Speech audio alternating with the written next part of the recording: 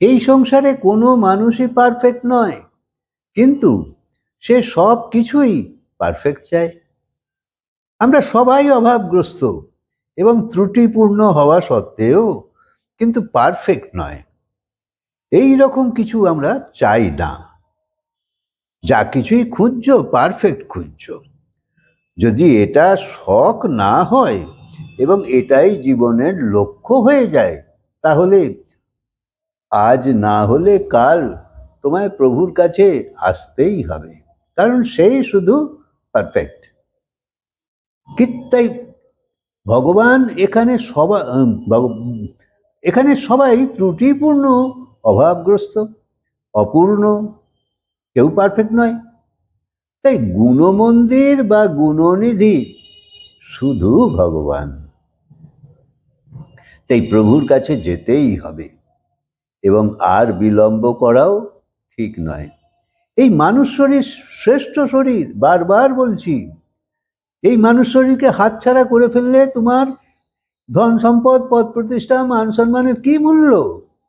কোনো মূল্য নেই। বহু জন্ম পেয়েছো, বহু জন্ম এসবই পেয়েছো।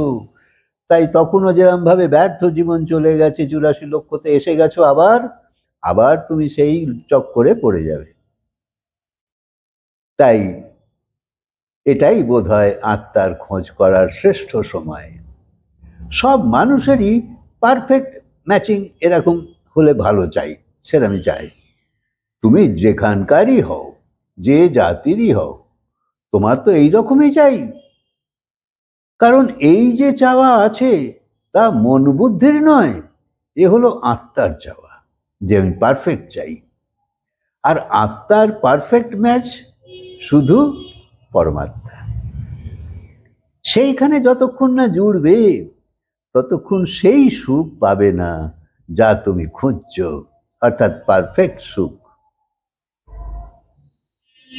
কারণ এখানে যতই ম্যাচিং তুমি করো না কেন, দুঃখ তুমি তো পেয়েই চলেছ।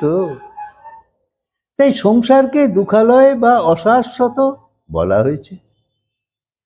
তুমি সব ভালোই করছো, কিন্তু শাস্ত্র যেমন বলছে সেই রকম করাই আমাদের আসলে কর্তব্য। সেই কর্তব্যই ধর্ম হয়ে যায়। কিন্তু তুমি তো শাস্ত্র মতো তো ফলো করছো না, তুমি তোমার নিজের বিবেচনায় ভালো এরকমই সব করছো। কর্মে ঈশ্বরও প্রমাণ নয়, মাহাত্ম্যও প্রমাণ নয়।